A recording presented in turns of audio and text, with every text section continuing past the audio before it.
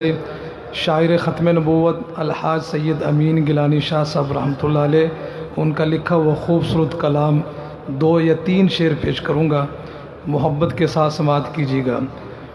مصطفیٰ آپ ہیں، مجتبیٰ آپ ہیں، مصطفیٰ آپ ہیں، مجتبیٰ آپ ہیں، یا نبی خاتم الانبیاء آپ ہیں، مصطفیٰ آپ ہیں، مجتبیٰ آپ ہیں، آپ ہیں ہادی کل خدا کی قسم، آپ ہیں ہادی کل خدا کی قسم، خلق ہے کارواں رہنما آپ ہیں، مصطفیٰ آپ ہیں، مجتبیٰ آپ ہیں۔ اور ختم نبوت کے دیوانوں پروانوں شعر سنیے گا۔ اب نہ آئے گا کوئی نبی حشر تک، ہاتھ اٹھا کے کہیں بے شک، بلند آواز سے کہیں بے شک، اب نہ آئے گا کوئی نبی حشر تک، حشر تک خلق کے پیشوا آپ ہیں، مصطفیٰ آپ ہیں، مجتبیٰ آپ ہیں۔ اے امی دیکھ قرآن کو کھول کر، اے امی دیکھ قرآن کو کھول کر، نکتے نکتے میں جلوہ نما آپ ہیں، مصطفیٰ آپ ہیں، مجتبیٰ آپ ہیں، یا نبی خاتم الانبیاء آپ ہیں، مصطفیٰ آپ ہیں، مجتبیٰ آپ ہیں۔ مدرسہ عربیہ مسلم کالونی چناب نگر کے استاد حضرت مولانا مفتی رضوان عزیز صاحب دامت برکاتہم العالیہ سے ملتمس ہوں کہ وہ تشریف لائیں اور آپ حضرات کے سامنے خطاب فرمائے۔ حضرت مولانا مفتی رضوان عزیز صاحب۔ السلام علیکم ورحمۃ اللہ وبرکاتہ۔ الحمدللہ وحدہ والصلاة والسلام علی من لا نبی بعدہ، اما بعد۔ معزز سامعین، جیسا کہ آج الحمدللہ ہمارے بزرگوں نے، ہمارے علماء اکرام نے عقیدہ ختم نبوت کے حوالے سے اور قادیانیت کے حوالے سے بہت سیر حاصل گفتگو فرمائی ہے، میں انشاءاللہ آج کی نشست میں قادیانیت کے ان سہولت کاروں کے حوالے سے گفتگو کروں گا جو کبھی مرزا محمد علی جہلمی اور کبھی جاوید احمد غامدی کی شکل میں قادیانیت کے لیے ہمیشہ آسان راہیں پیدا کرتے ہیں۔ معزز سامعین، قادیانیت کا فتنہ یہ کیسے بنا، اس کا پس منظر کیا ہے، پیش منظر کیا ہے اور تہ منظر کیا ہے، اگر ہم اس بات کو تھوڑا سا جاننا چاہیں، صلیبی جنگوں میں جب عیسائیوں نے مسلمانوں سے مسلسل شکست کھائی اور آخری جنگ جو عکا کے مقام پر ظاہر الدین بیربس کے ساتھ ان کی ہوئی، اس جنگ کے بعد ان عیسائیوں کے سب سے بڑے جو علماء اور جنہیں مستشرقین کہا جاتا تھا، اور مستشرقین کہنے کی وجہ بھی یہی تھی کہ اسلامی سلطنتیں زیادہ تر مشرقی ممالک میں رہیں اور یورپ کے اندر اسلامی سلطنت نہ بنی، اس بنیاد پر یہاں کے علوم اور یہاں کی اسلامی قوت کو وہ مشرق کے ساتھ تعبیر کرتے تھے۔ تو ان کے علماء اور ان کے مستشرقین نے ایک فیصلہ کیا اور مل کر انہوں نے ایک معاملے پہ مشورہ کیا۔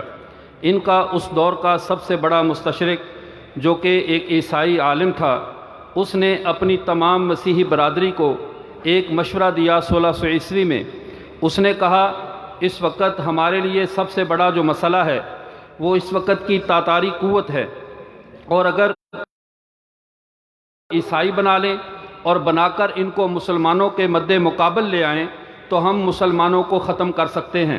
لیکن اگر ایسا ہوا کہ یہ تاتاری مسلمان ہو گئے تو پھر عیسائیت کے لیے بہت زیادہ خطرات پیدا ہو جائیں گے۔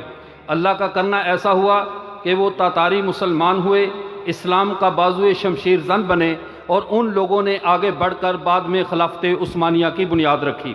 اب اس کے بعد جب انہوں نے دیکھا تو ان کا سب سے بڑا پادری جو عرب ممالک کے اندر باضابطہ عیسائیت کی تبلیغ کر چکا تھا، جس کا نام ریملڈولس تھا، اس شخص نے باقاعدہ اپنی میٹنگ کے اندر لوگوں کے سامنے ایک اصول بیان کیا، آج کے بعد اگر ہم مسلمانوں سے جنگ جیتنا چاہتے ہیں، اگر ہم اپنی میدان جنگ کی شکست کا بدلہ ہم کسی اور میدان میں لے سکتے ہیں تو اس کی ایک صورت ہے کہ ہم مشرقی علوم کے مطالعہ کو بطور ہتھیار کے استعمال کریں، اور مشرقی علوم کے مطالعہ کے ساتھ ہم مسلمانوں کو جو عسکری میدان میں ہم ان سے شکست کھا چکے ہیں، ہم روحانی اور علمی میدان میں مسلمانوں کو شکست دے سکتے ہیں۔ اس کے بعد ان کی پیدر پہ میٹنگیں ہوئیں، ان میٹنگوں کے اندر مختلف مشاورتیں ہوئیں، مشورے ہوئے۔ ایک مشورہ یہ ہوا کہ اس کا کیسے مقابلہ کیا جائے، اس مشرقی علوم کو ہم مسلمانوں کے مقابل کیسے اتاریں۔ میں یہ ان ساری تحریکوں کا جو بر صغیر پاک و ہند میں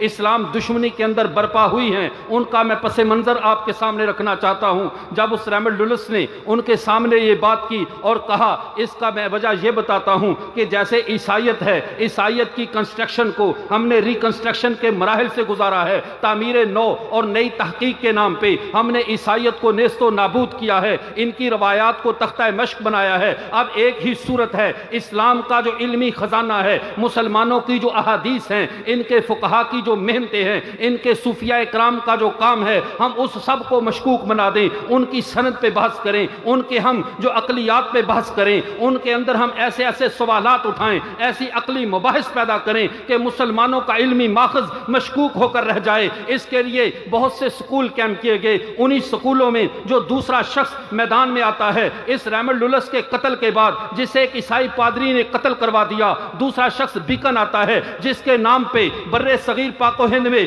بیکن ہاؤس کھلے، اس کی تعلیم کو آج بھی پھیلا رہے ہیں۔ اس شخص نے بھی آ کر وہی کام کیا، مشرقی علوم کا مطالعہ، ہماری کتابوں کا مطالعہ، احادیث کے ضعیف اور موضوع اور ناسخ اور منسوخ کی مباحث کو عوام الناس کی سطح تک لے آئے کہ عوام الناس اٹھیں، احادیث پہ بحث کریں، عوام الناس اٹھیں اور فقہ پہ بحث کریں، عوام الناس اٹھیں، قرآن کی تفاسیر بیکن کا نظریہ چلتا رہا۔ اس کے بعد تیسرا شخص میدان میں آتا ہے، اس کا نام مارٹن لوتھر تھا۔ مارٹن لوتھر نے آ کر اس تحریک کو بر صغیر پاک و ہند تک پہنچایا۔ اس کا پہلا جو بدترین تجربہ کیا گیا وہ اکبر بادشاہ کے دین الہی کی شکل میں تھا۔ اکبر بادشاہ نے سابقہ تمام روایات کو جن کا تعلق حدیث کے ساتھ تھا، فقہ کے ساتھ تھا، سب کا انکار کر کے ایک نئے مذہب دین الہی کی بنیاد رکھی جو عیسائیت کی ریکنسٹرکشن کا مسامنا نہیں کر سکی۔ عیسائیت زیر ہو گئی، لیکن ہندوستان کا مضبوط مذہبی پس منظر، ہندوستان کے لوگوں کا اپنے علماء پر اندھا اعتماد، یہ ایک ایسی چیز تھی کہ اکبر بادشاہ باوجود ہے کہ قوت رکھتا تھا، باوجود ہے کہ بادشاہت اس کے پاس تھی، لیکن یہاں کی قوم کا اپنے علماء سے اتنا تعلق مضبوط تھا کہ اس کی بادشاہت کے باوجود اس کے خود ساختہ دین کے غبارے سے ہوا نکل گئی، اس کا دین نہیں چل سکا۔ مسلمان روایات پرست رہے، مسلمان کو نے اپنے پیغمبر صلی اللہ علیہ وسلم کی احادیث کا پہرا دیا، فقہ کا پہرا دیا، تصوف کا پہرا دیا، ایک ایک چیز کو سنبھال کے رکھا۔ جب یہ تحریک بھی ناکام ہوئی، پھر دوسرا کام یہ تھا، اسی ریکنسٹرکشن کے نام پہ، اس تعمیر نو کے نام پہ، اس نئی تحقیق کے نام پہ جو نیا فتنہ برپا کیا گیا، اس فتنے مختلف قسم کے سامنے آئے۔ ایک فتنہ یہ تھا کہ مسلمان جب تک عقیدہ ختم نبوت سے جڑے ہوئے ہیں اس وقت تک ان کے اندر کوئی بھی تجدیدی تحریک کامیاب نہیں ہو سکتی۔ ایسی تجدیدی تحریک جو اسلام کی بنیادوں کو کھوکھلا کر دے، اسلام کی بنیادوں کو گرا دے، اس کی دیواروں کو متزلزل کر دے، وہ تحریک تب کامیاب ہوگی جب مسلمانوں کی روایات سے ہٹ کر ان کے پیغمبر کی ذات پہ حملہ کیا جائے۔ ذات پہ حملہ کیسے کیا جائے؟ اب یہ تعمیر نو کی بات جو کہ یہودیوں نے اس پس منظر میں جس کے ذریعے ان عیسائیوں نے پوری دنیا میں عیسائیت کو گرایا تھا، اس کے ذریعے اب اسلام کو گرانا چاہتے تھے۔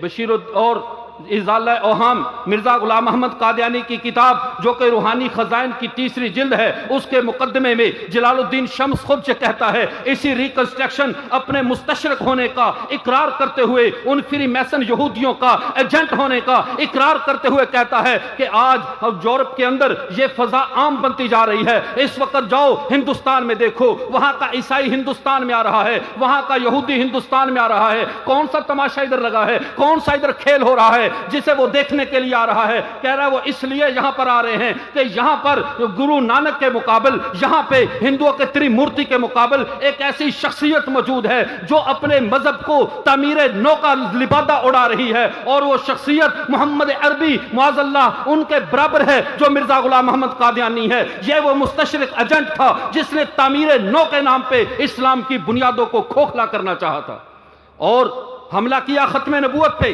لیکن اللہ جزائے خیر دے ہمارے اکابرین کو، ان لوگوں نے نہ دن دیکھا نہ رات دیکھا، اپنی ذمہ داری کو پوری طرح نبھایا، اس طرح نبھایا کہ وہ ختم نبوت کا مسئلہ، وہ عقیدہ جس کے بارے میں کبھی بھی دو رائے نہیں رہی، امت مسلمہ جس کے معاملے میں ہمیشہ ایک پیج پہ رہی ہے، لیکن ہمارے ارباب اقتدار کی شروع سے یہ بدقسمتی رہی ہے، ان کے دل تانبے کے اور دماغ پتھر کے ہوتے ہیں۔ انہیں سمجھانے کے لیے ہمارے اکابر کو 74 سال لگے، 74 سالوں میں بہرحال بات منوائی اور ان لوگوں نے مانی اور یہ فیصلہ ہوا۔ اس پہ تو سب حضرات نے گفتگو کی، لیکن جو میں اگلی بات کرنا چاہتا ہوں، اب قادیانیت نے جنگ کا اسلوب بدل دیا ہے۔ جو حضرات سوشل میڈیا سے وابستہ ہیں، جو دشمن کی چالوں پہ نظر رکھتے ہیں، یاد رکھیے ہم جس موضوع پہ آ کر ہر سال کہتے ہیں ہم ختم نبوت کے موضوع پہ حاضری لگوانے آئے ہیں، افسوس کہ جہاں پہ ہماری زندگیاں لگنی چاہیے تھیں ہم حاضری لگوا کے خود کو بری ذمہ سمجھنے لگ گئے۔ یہ میں عرض اس لیے کر رہا ہوں، قادیانی اس وقت جب تک قانون جرم سے 2 قدم آگے نہیں ہوگا، جب تک محافظ ختم نبوت کا زیادہ باخبر نہیں ہوگا، ان کے 2 ہاتھ ان سے آگے نہیں رہے گا، قادیانیت کے فتنے کو نکیل نہیں ڈالی جا سکتی۔ قادیانیت نے نیا کام کیا کیا ہے؟ اب قادیانی نہیں کر رہے، اب قادیانی ہمیں مسلمان نہیں رہنے دیتے، بس وہ یہی کام کر رہے ہیں۔ اس کا طریقہ کار کیا ہے؟ ان کا طریقہ واردات کیا ہے؟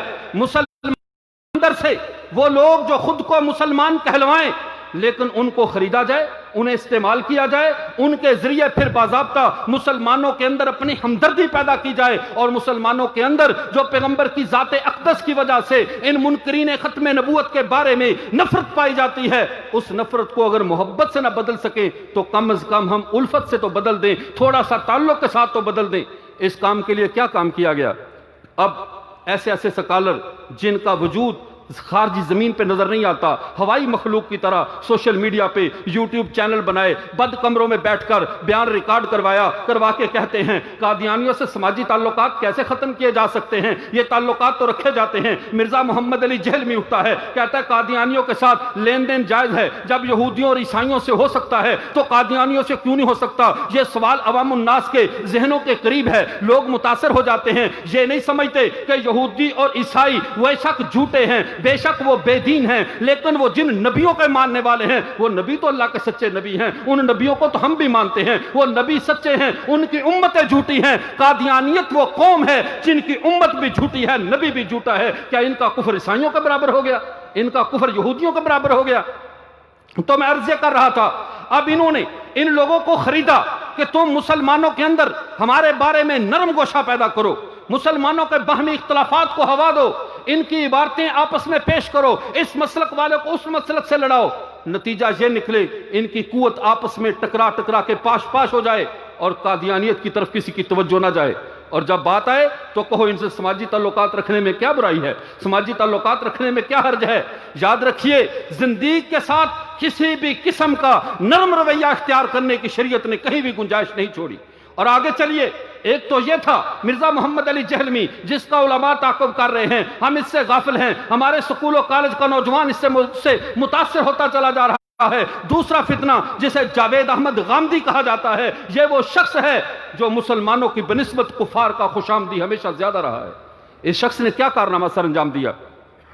ہم یہ سمجھتے ہیں یہ مسلمانوں کی باتیں کرتا ہے، یہ اسلام کی دعوت دیتا ہے۔ اس کے عقائد کو اٹھا کر دیکھو، مرزا غلام محمد قادیانی جس طرح حیات عیسیٰ علیہ السلام کا منکر ہے، جاوید احمد غامدی منکر ہے، اس قادیانی حضرت عیسیٰ کے رفع الی السماء کا منکر ہے، یہ جاوید احمد غامدی بھی منکر ہے، اور مرزا غلام محمد قادیانی حضرت عیسیٰ کے آسمان سے نازل ہونے کا منکر ہے، جاوید احمد غامدی بھی منکر ہے، مرزا قادیانی حضرت مہدی علیہ الرضوان کی متعلقہ تمام روایات کو، تمام حدیث کو وہ متروک اور کسی نہ کسی درجے کی ضعیف اور موضوع حدیث کہتا ہے۔ یہی بات جاوید احمد غامدی کہتا ہے، قدم قدم پہ تو اس کے ساتھ چل رہا ہے، پھر نرمی کس بات کی؟ پھر اس کا یہ کہنا مسلمانوں تم قادیانیوں کے ساتھ سختی کرتے ہو، یہی بات تو محی الدین ابن العربی رحمۃ اللہ علیہ نے کہی ہے، یہی بات تو شیخ مجدد الفسانی، شیخ احمد سرہندی رحمہ اللہ نے کہی ہے، یہی بات تو مولانا عبید اللہ سندھی نے کہی ہے۔ سب جھوٹ، آدھی عبارتیں نقل کرنا، قوم کو دھوکہ دینا اور قوم کا اندھا دھند اس کے پیچھے چل پڑنا، اپنے علماء کی طرف توجہ نہ کرنا۔ یاد رکھنا شیخ حضرت محی الدین ابن العربی رحمۃ اللہ علیہ نے فتوحات مکیہ میں 35 مقامات پہ ڈنکے کی چوٹ پہ پیغمبر کی ختم نبوت کو بیان کیا ہے۔ ان پر یہ الزام لگانا کہ وہ پیغمبر کی ختم نبوت کے منکر ہیں، ان غامدیوں کا طریقہ کار کیا ہے؟ اگر ایک ایسا پوائنٹ بنایا جائے، جیسی چھتری قائم کی جائے جس میں ہمارے جو مقدس بزرگ ہیں جن پر ہمیں اعتماد ہے ان کی عبارتیں ڈھونڈ ڈھونڈ کر لائی جائیں اور اس کے نیچے مرزا قادیانی کو چھپا دیا جائے، اس چھتری کے نیچے چھپا دیا جائے، اگر قادیانی کے بارے میں بات کرتے ہو تو یہ بات تو تمہارے بزرگوں میں بھی ہے۔ حاشا وکلا، ہمارے بزرگ قطعاً عقیدہ ختم نبوت کے بارے میں کسی بھی دوسری رائے کا شکار نہیں تھے۔ یہ قادیانیت کے سہولت کار ہیں جو قادیانیت کے بارے میں ان کو تحفظ دینے کے لیے ہمیں اپنے اکابرین سے بدگمان کر رہے ہیں۔ دوسری بات سمجھ لیجئے، ان کی محنت کا میدان کیا ہے، یہ لوگ کس جگہ پہ کام کرتے ہیں؟ بہت علمیت سے یہ بات کہہ رہا ہوں۔ بات کیا ہے؟ ہماری محنت کا، ہمارے جلسوں کا زیادہ تر ہدف ان لوگوں میں ہے جن لوگوں کے قریب سے بھی قادیانی نہیں گزرتا، اور جو سکول و کالج اور یونیورسٹیاں اور وہ ادارے جن کے اندر ہم قصدن نہیں گئے، ہم نے وہاں داخلوں کو مکروہ سمجھا، ہم نے اس طبقے میں کام کرنا مناسب نہ سمجھا۔ آج مولانا عبید اللہ سندھی رحمہ اللہ کی وہ بات یاد آ رہی ہے جب وہ سینٹرل ایشیائی ریاستوں کا دورہ کر کے واپس آئے، حضرت نے فرمایا خدا کے لیے جو انگریز کی فوج میں بھرتی ہونے کے حرام ہونے کا فتویٰ دیا ہے اسے واپس لے لو، میں دیکھ رہا ہوں آنے والے دور میں یہ فوجیں ملک چلائیں گی، اگر تمہارے بندے فوجوں میں نہ ہوئے تم پٹ کر رہ جاؤ گے۔ کیا آج یہ بدترین تجربہ پوری امت مسلمہ کر رہی ہے یا نہیں کر رہی؟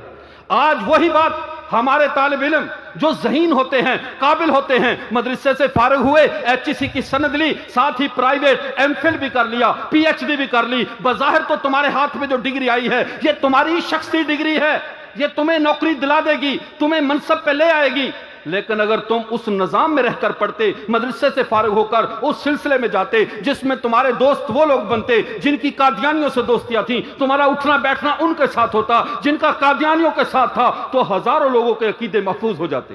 ہم نے باہر سے بیٹھ کے سند لے لی، باہر سے بیٹھ کر نوکری کی راہ ہموار کر لی، لیکن جو اسکول و کالج میں زہر گھولا جا رہا ہے، وہاں پہ جو زہر پھیلایا جا رہا ہے، ہم نے اس کا تصور نہیں کیا۔ اور دوسری بات، یہ زہر جو غامدیت کے آڑ میں، جو مرزا محمد علی جہلمی کی آڑ میں قادیانیت امت مسلمہ کے نوجوانوں کے ذہنوں میں ڈال رہی ہے، اس زہر میں مجرم ہم بھی ہیں۔ کل تک کعبے کو جو محافظ ملا کرتے تھے وہ صنم خانے سے ملا کرتے تھے، صنم خانوں کی تعمیر کے لیے پتھر ہماری خانقاہوں، ہمارے مدرسوں، ہمارے اداروں سے اٹھائے جا رہے ہیں۔ غامدی کو پیچھے چلنے والے کون لوگ ہیں؟ کیا مرزا جیلوی کے پیچھے چلنے والے کون لوگ ہیں؟ یہ وہی ہیں جو ہمارے چراغ کے نیچے اندھیرے کی شکل میں رہے، ہمارے بڑے بڑے، یہ ایک طریقہ واردات ہے قادیانیوں کا۔ وہ کبھی بھی عام لوگ ہمیں کیا کہیں گے؟ ہمارا تو پس منظر علمی نہیں ہے، ہم تو دیہاتی اور ذمہ داروں کی اور اسی طرح کے ان پڑھ لوگوں کی اولاد تھے، تبلیغی جماعت والوں کی برکت سے ہم مدرسوں میں آئے، آپ حضرات کی مہربانی، آپ نے ہمیں 2 حرف سکھائے اور پیغمبر صلی اللہ علیہ وسلم کی چوکیداری پہ بٹھا اللہ اسی حالت میں ہمیں موت دے کہ ہم پیغمبر کے چوکیدار ہوں۔ لیکن میں ان حضرات سے پوچھتا ہوں جن کا نسل در نسل علمی تسلسل ہے، جن کے خاندان علمی شان رکھتے ہیں، جنہوں نے ختم نبوت پہ نسل در نسل خدمات کی ہیں، قادیانی اگر کسی ہمارے جیسے کو گمراہ کرے، معاذ اللہ نہ کرے ایسا ہو، اس کا حلقہ احباب محدود ہوگا، اور اگر کسی بڑے کا صاحبزادہ، بڑے کا تعلق والا اگر وہ پٹڑی سے اتر گیا تو ہزاروں لوگوں کے ایمان خراب ہو جائیں گے۔ وہ دلیل کے طور پہ پیش کریں گے، یہ ہے جس کا دادا، جس کا نانا تحریک ختم نبوت میں تھا، آج اس کے بیٹے، اس کے پوتے پڑپوتے، اس کے دوتے کی بات کو تو سنو، یہ ہماری وکالت کر رہا ہے، یہ ہے کے لیے ہم باہر کے دشمنوں کو تو سنبھال لیں گے، باہر کے سانپوں کو ہم سنبھال لیں گے، لیکن ان قصر تقدس کی بالکونیوں پہ بیٹھے ہوئے ان طوطوں کا بھی کچھ علاج کرو، جن کے سروں پہ بڑے بڑے رشتوں کی، بڑے بڑے نسبوں کا سایہ ہے۔ یہ پیغمبر کے گلشن کو اجاڑنے کے لیے کن کے ہم نوا بنتے جا رہے ہیں؟ خدا کے لیے ان کا بھی کچھ سوچا جائے۔ ہمیں اپنی چارپائی دیکھنا ہوگا، ہمیں اپنے گھروں میں بھی دیکھنا ہوگا۔ کیوں قادیانیت نہیں، اب غامدیت، اب جہلمیت یہ ہمارے اندر وار کر چکی ہے۔ اس نے ہمارے نوجوانوں کا عقیدہ خراب کر دیا ہے، اس کو تحقیق کے نام پہ ایسے راستے پہ چلا دیا ہے جس راستے کے آگے سوائے جہنم کے کوئی راستہ نہیں ہے۔ 1980 سے قبل تک کا اگر ہم لٹریچر اٹھا کر دیکھ لیں، اس وقت سے پہلے دو قوتیں لڑ رہی تھیں، ایک طرف روحانیت تھی، ایک طرف مادیت تھی۔ ایک طرف اگر ہمارے علماء محنت کرتے تھے، اللہ اللہ کرتے تھے، تو ادھر سے قادیانی یا بے دین دیتے تھے، باہر کی نوکریاں دیتے تھے۔ اب مادیت اور روحانیت کی جنگ نہیں رہی، اب ایمان اور شکوک و شبہات کی جنگ شروع ہو چکی ہے۔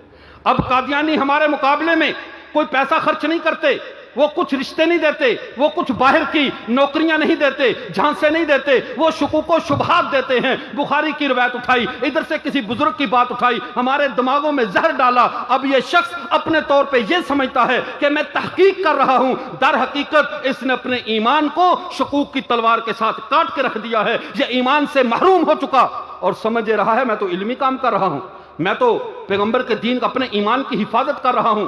اب شکوک و شبہات سے بچنے کا ایک ہی راستہ ہے، اپنے ایمان کی حفاظت کی جائے اور ان بے ایمانوں کے شکوک و شبہات کا دروازہ اپنے دل میں نہ کھولا جائے۔ اس کی صورت کیا ہے، اس کا طریقہ کار کیا ہے؟ ہمارے جو لڑکے اسکول و کالج کے ہیں، اب تقریر ہر وقت میں ہم کرتے رہیں، بتاتے رہیں، سابقہ تاریخ دہراتے رہیں، اب نئی تاریخ رقم ہو رہی ہے۔ ہمارے بڑوں کی تاریخ سنانا باعث اجر ہے، ان کے واردہ، ان کا جو طریقہ کار تھا، انہوں نے جس طرح محنت کی، یہ ہمارے ایمان کو تو تازہ کر رہی ہے۔ لیکن اگلی تاریخ کے صفحات پہ کیا لکھا جائے گا، میں نے اور آپ نے کیا کیا ہے؟ آنے والی نسل کس کی باتیں کرے گی؟ آنے والی نسل کس کا رونا روئے گی؟ اب بتائیے ہم نے آنے والی نسل کا ایمان بچانے کے لیے کیا کیا ہے؟ ایک گھر سے دو بچے، ایک سکول جا رہا ہے، ایک مدرسے میں جا رہا ہے، مدرسے والے اور سکول والے کا آپس میں کوئی تعلق نہیں ہے، اس کی دوستی کس سے ہے، اس کا تعلق کس سے ہے؟ مدرسے والا مطمئن ہے کہ میں تو قرآن پڑھ رہا ہوں، میں تو حافظ قرآن بن گیا، میں تو عالم بن گیا۔ اگر ہماری کسی کالج تک رسائی نہیں ہے تو جس کا بھائی کالج میں پڑھ رہا ہے اس کی اپنے بھائی تک تو رسائی ہے یا نہیں ہے؟ اس کو چاہیے اپنے بھائی کو قابو کرے۔ یہ ذمہ داری صرف علماء کی نہیں ہے، یہ کالج کے پروفیسر کی بھی ذمہ داری ہے، ٹیچر کی ذمہ داری ہے، ڈاکٹر کی ذمہ داری ہے، ہر شعبہ ہے زندگی سے تعلق رکھنے والے شخص کی ذمہ داری ہے۔ اب چوروں پہ نہیں، چوروں کے سہولت کاروں پہ بھی نظر رکھنی ہوگی۔ اب صرف ان بے دینوں کو نہیں، ان بے دینوں کے بارے میں امت مسلمہ میں نرم گوشے پیدا کرنے والوں پہ بھی کڑی نظر رکھنا ہوگی۔ یہ نہیں دیکھنا یہ تحقیق کر رہا ہے، یہ فلاں کر رہا ہے۔ یاد رکھیے، ایک بات سنا کے بات کو ختم کرتا ہوں۔ حضرت عمر رضی اللہ تعالیٰ کے زمانے میں ان کی فوج کا ایک کمانڈر تھا، وہ لوگوں سے یہ کہا کرتا تھا سورہ زاریات کی تفسیر پڑھو، ان کے اندر شکوک و شبہات پیدا کرتا تھا۔ جب یہ شکایت حضرت عمر رضی اللہ تعالیٰ تک گئی اور حضرت عمر بن العاص رضی اللہ تعالیٰ خط لکھا، یہ زبی نامی جو کمانڈر ہے، فوج کا جرنیل ہے، لوگوں سے کہتا ہے سورہ زاریات کی تفسیر پڑھو۔ وہ ایک علمی موضوع ہے، یہ ایسا تو نہیں ہے کہ ہر بندہ اس کو سمجھ سکے۔ حضرت عمر رضی اللہ تعالیٰ نے سامنے بٹھا لیا اور ہاتھ میں ڈنڈا پکڑا اور اس کے سر پہ مارنا شروع کر دیا۔ اس وقت تک مارتے رہے۔ اس نے کہا امیر المومنین، اگر آپ کا ارادہ مجھے قتل کرنے کا ہے تو بلا مشابہ، بلا شک و شبہ مجھے قتل کر دیجئے، لیکن تشدد تو نہ کیجئے۔ اگر آپ کی خواہش یہ ہے کہ میرے دل سے یہ خناس نکل جائے کہ میں عوام الناس کو تحقیق کا درس دیتا ہوں، عوام الناس کو خود تحقیقی کے راستے پہ چلاتا ہوں، تو میں قسم کھاتا ہوں میرے دماغ سے خناس نکل گیا، آج کے بعد میں عوام کو یہ نہیں کہوں گا کہ فلاں موضوع پہ خود تحقیق کر لو۔ عوام کا کیا کام ہے تحقیق کرنے کا؟ یہ کام علماء کا ہے۔ عوام ایسے میدان میں آئے گی۔ حضرت عبداللہ بن وہب المصری رحمہ اللہ فرماتے ہیں الحدیث مذلۃ الا الفقہاء، پیغمبر کی حدیث اگر فقہاء کے علاوہ حدیث کو سمجھنے والا نہ ہو، ایسا شخص اگر براہ راست مطالعہ کرے تو پیغمبر کی حدیث سے بھی وہ گمراہی کے راستے پہ چل پڑے گا۔ کون سی تحقیق، کس کام کے پیچھے چل پڑے؟ اور اگلی بات ایک اور سن لیجئے، علامہ ابن بطہ رحمہ اللہ اپنی ابانۃ الکبریٰ میں یہ روایت لکھتے ہیں کہ محمد ابن سیرین رحمہ اللہ کے پاس دو شخص آئے، انہوں نے آ کر کہا ہم آپ سے بات کرنا چاہتے ہیں. کہا میں تو آپ سے کوئی بات نہیں کرنا چاہتا, آپ ملحد اور بے دین ہو, اور ملحد اور بے دین سے ہم بات نہیں کرنا چاہتے. انہوں نے کہا ہم آپ کے سامنے اللہ کے قرآن کی چند آیات سنانا چاہتے ہیں. اب ہمارے لوگ بھی یہی کہتے ہیں بات سن لو کیا حرج ہے, غامدی کو سن لو کیا حرج ہے, سنو تو صحیح وہ کیا کہتا ہے. لیکن محمد ابن سیرین رحمہ اللہ نے کیا کہا جب انہوں نے کہا ہم اللہ کا قرآن سنانا چاہتے ہیں, انہوں نے فرمایا میں تم سے اللہ کا قرآن بھی نہیں سننا چاہتا, میری مجلس سے نکل جاؤ ورنہ میں تمہاری مجلس سے اٹھ کر جا رہا ہوں. انہوں نے کہا آخر وجہ کیا ہے؟ مریدوں نے کہا ان کو کیوں نکال دیا گیا؟ بے شک یہ ملحد ہیں, بے شک یہ بے دین ہیں, لیکن سنا تو اللہ کا قرآن رہے تھے, سن لینے میں کیا حرج ہے؟ الابانۃ الکبریٰ کی دوسری جلد میں یہ واقعہ ابن سیرین رحمہ اللہ کا موجود ہے, جو جلیل القدر تابعی ہیں. وہ فرماتے ہیں, کہتے ہیں نہیں, جو بدعتی, جو ملحد, جو میرے پیغمبر کے دین کا دشمن اگر اللہ کا قرآن بھی سنائے تو لوگوں کے دلوں کو ٹیڑھا کر دیتا ہے. اب یہ کہاں سے بات آ گئی؟ جس کی بات چاہے سن لو, جس کی تقریر ہے نیٹ پہ لگاؤ. آج یہودی مبلغ اپنے نیٹ کی شکل میں ہمارے گھروں میں گھس چکے ہیں, ان کے مبلغ اپنے میڈیا کی شکل میں ہمارے نوجوانوں کے ذہنوں کو یرغمال بنا چکے ہیں, ہمارے دل و دماغ اغوا کیے جا چکے ہیں. اب بچنے کی ایک ہی صورت ہے, جیسے حضرت حبیب بن زید رضی اللہ تعالی نے کہا تھا میں بہرا ہوں, اپنے نبی کے علاوہ میرے کان کوئی بات نہیں سنتے. اب میں بہرا ہوں, میرے کان کوئی نئی بات سننے کوئی تیار نہیں ہے. آج کے ملحدین, آج کے یہ جدیدیے جن کا تسلسل ریمنڈ لولس سے لے کر بیکن تک, بیکن سے لے کر آرٹن بارٹن لوتھر تک, وہاں سے چلتا ہوا آج پہ اگر مرزا غلام احمد قادیانی کی نسل میں گیا ہے تو ایک دوسری نسل بھی چلی ہے, حمید الدین فراہی, امین احسن اصلاحی, اس کے بعد جوید احمد غامدی. یہ وہ طبقہ ہے جنہوں نے تحقیق کے نام پہ دین کا بیڑا غرق کیا ہے. اور یہ میں اپنی طرف سے نہیں کہہ رہا, یوٹیوب پہ دیکھیے, جوید احمد غامدی خود کہتا ہے, وہ کہتا ہے میرے استاد امین احسن اصلاحی نے کہا ہے کہ ہم نے قرآن کے سمجھنے میں جتنی بھی رکاوٹیں تھی, یعنی حدیث تھی, فقہ تھی, علماء تھے, ہم نے ان سب کو بلڈوزر کر دیا ہے. اب براہ راست ہم قرآن کو سمجھیں گے. جو میرے نبی کے صحابہ کو چھوڑ کر قرآن سمجھے اسے نہیں سمجھ میں آتا, جو پورا علمی سلسلہ ذبح کر کے نبی کے رب کا قرآن سمجھنا چاہے اسے قرآن سمجھ آ جائے گا. اس لیے ضروری ہے اپنے عقیدوں کی حفاظت کے لیے, اپنے عقیدوں کے تحفظ کے لیے ایک تو فضول چیزیں سننا چھوڑ دیجئے, نمبر 2 فضول تحریریں پڑھنا چھوڑ دیجئے. تمہاری آنکھ کان ناک کے بارے میں قیامت کے دن حساب کیا جائے گا, صرف بد نظری پہ نہیں, بری بات دیکھنے پہ, برے آدمی کا خطاب سننے پہ, صرف گانا سننے پہ نہیں, پیغمبر کے دشمنوں کی بات سننے پہ بھی بعض پرس ہوگی, اس کے بارے میں بھی پوچھا جائے گا. ہر ایک کی بات سننے کے لیے تمہارے کان نہیں ہیں, ہر منظر دیکھنے کے لیے تمہاری آنکھ کا نظارہ نہیں ہے. تمہاری آنکھ وہی دیکھے گی جو تمہارے پیغمبر دکھانا چاہتے ہیں, تمہارے کان وہی سنیں گے جو تمہارا پیغمبر تمہیں سنوانا چاہتا ہے. اس کے علاوہ کوئی بات سننے کے لیے ہمارے دماغ تیار ہے تو سو تو نہیں گئے. اب آخری بات عرض کرتا ہوں, اس پہ آپ صلی اللہ علیہ وسلم نے تربیت کیسے فرمائی. حضرت عمر رضی اللہ تعالیٰ عنہ اتنے جلیل القدر صحابی ہیں, ان کے سامنے جب انہوں نے ایک تورات کی عبارت پڑھنا شروع کی رسول اللہ صلی اللہ علیہ وسلم کے سامنے, آپ صلی اللہ علیہ وسلم کے سامنے جب پڑھی اور کہا لقد اصبت کتابا حسنا من اہل الکتاب, اے اللہ کے رسول اہل کتاب کا ایک اچھا سا لٹریچر ملا ہے, کیا میں آپ کو سناؤں؟ اللہ کے رسول خفا ہوئے, وہ کہنے لگے رضیت باللہ ربا وبالاسلام دینا وبمحمد صلی اللہ علیہ وسلم نبیا, کہتے رہے. اللہ کے رسول کا غصہ ٹھنڈا ہوا تو انہوں نے آپ صلی اللہ علیہ وسلم نے فرمایا لو کان موسیٰ حیا ما واسعہ الا اتباعی, آج اگر موسیٰ علیہ السلام بھی زندہ ہوتے تو میری اتباع کرتے. جب موسیٰ خود موجود ہوں وہ میری اتباع کریں گے, اپنی کتاب نہیں پڑھیں گے. تو اے مسلمان, آج تو کس کی کتاب پڑھ سکتا ہے اپنے نبی کی بات کو چھوڑ کے, نبی کے متعلقہ لکھا ہوا لٹریچر چھوڑ کے دشمن کا لٹریچر پڑھے, ان کی باتیں سنیں, ان کا پیغام سنیں. اب بظاہر تو سمجھتا ہے میں بڑا وسیع الظرف ہوں, یاد رکھو وسیع الظرف برتنوں میں جانور منہ ڈالا کرتے ہیں, برتن وہی ہے جو ڈھانپ کے رکھا ہو, ورنہ چلتے پھرتے بازاری جانور, بازاری جو ہے وہ مخلوقات اس کے اندر اپنا لعاب دہن ڈال دیتی ہیں, برتن ناپاک ہو جایا کرتے ہیں. وسیع الظرفی عقائد میں ٹھیک نہیں ہے, وسیع الظرفی اپنے مشرب میں ٹھیک نہیں ہے. ہمارا ایک مشرب ہے, ایک موقف ہے, ہم اپنے پیغمبر کی بات سنتے ہیں اور جو ان کی بات سنائے وہ سنتے ہیں, اور جو اس سے ہٹ کر کچھ بھی سنائے ہمارے کان بہرے ہیں.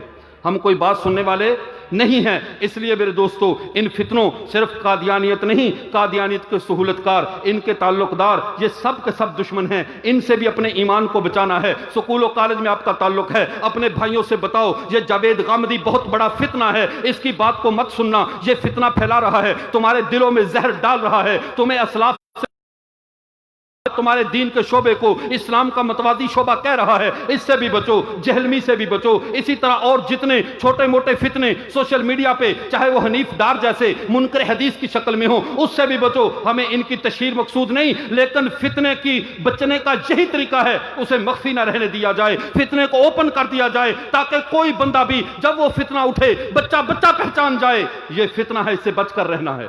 فتنے چھپانے سے فتنے نہیں چھپا کرتے، فتنے ننگے کرنے پڑتے ہیں، فتنوں کو چھپا کر نہیں رکھا جاتا۔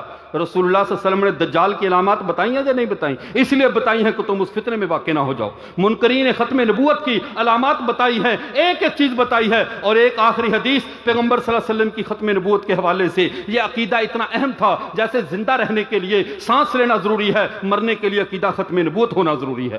اگر اس کے بغیر مرے تو سمجھو نہیں مرے، جہنم کا ایندھن بنے۔ آخری بات سمجھ لیجئے، رسول اللہ صلی اللہ علیہ وسلم کو اس عقیدے کی مضبوطی اور سنگینی کا علم تھا۔ آپ صلی اللہ علیہ وسلم نے اس معاملے میں پوری امت کو مناظر بنایا، تاکہ کل کو کوئی قادیانی یا ان کا سہولت کار اس کے معاملے میں ہمارے عقیدے کو نرم نہ کر سکے، ہمیں کسی گمراہی کا شکار نہ کر سکے۔ آپ نے فرمایا یاتون من بعدی ثلاثون کذابون دجالون، میرے بعد 30 کذاب اور دجال آئیں گے۔ اللہ کے رسول صرف کذاب بھی کہہ دیتے تو بات کافی تھی۔ آپ نے فرمایا وہ ساتھ فریبی بھی ہوں گے، عام دجال نہیں، ایسا فریب کریں گے بڑوں بڑوں کا دماغ چکرا جائے گا۔ وہ چھوٹے موٹے نہیں ہے کہ تم ہر بندہ ان سے جا کر بات کر لو۔ فرمایا وہ دجال ہوں گے، فریبی ہوں گے پرلے درجے کے۔ اے اللہ کے رسول، آپ فریبیوں کے چکر میں ہمیں بتا رہے ہیں کہ وہ فریبی ہیں، ان سے ہمارا ٹکراؤ ہوگا، ان کی ٹکر میں آپ نے ہمیں بتا دیا۔ لیکن آپ نے تو اپنی امت کے بارے میں یہ کہا ہے نحن امت امیہ لا نکتب ولا نحسب، میری امت تو سیدھی سادھی ان پڑھ امت ہے، یہ زیادہ حساب کتاب نہیں جانتی۔ تو جب ہمارا مناظرہ، ہماری ٹکر اتنے بڑے قادیانی فریبی کے ساتھ ہوگی، دجال کے ساتھ ہوگی، تو یہ سیدھی سادھی ان پڑھ امت کیسے مقابلہ کر سکتی ہے؟ رسول اللہ صلی اللہ علیہ وسلم نے فیصلہ فرما دیا، فرمایا یاد رکھو انا خاتم النبیین لا نبی بعدی کلہم یزعم انہ نبی، ان میں سے ہر ایک کہے گا میں نبی ہوں، لیکن تم یہ بات جان لو میں آخری نبی ہوں، میرے بعد کوئی نبی۔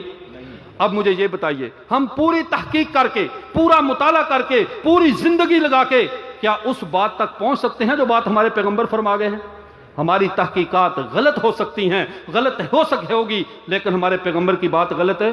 جب میرے پیغمبر نے فرما دیا، اب ماننے کے لیے دلیل کی ضرورت ہوتی ہے، انکار کے لیے دلیل کی ضرورت نہیں ہوتی۔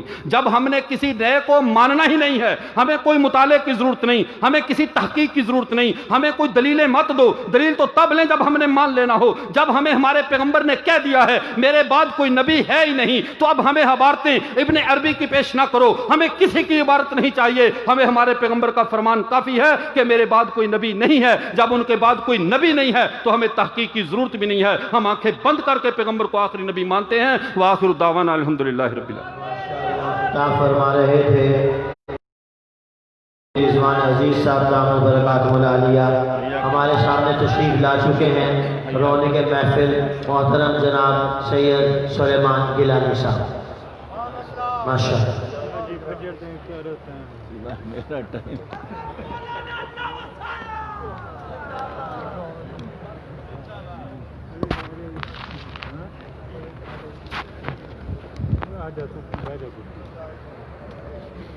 اللہ اکبر لا الہ الا اللہ وحدہ بسم اللہ الرحمن الرحیم۔ درود پاک محبت کے ساتھ پڑھ لیجیے جی۔ فجر تھی ٹائم ہے حضرت فجر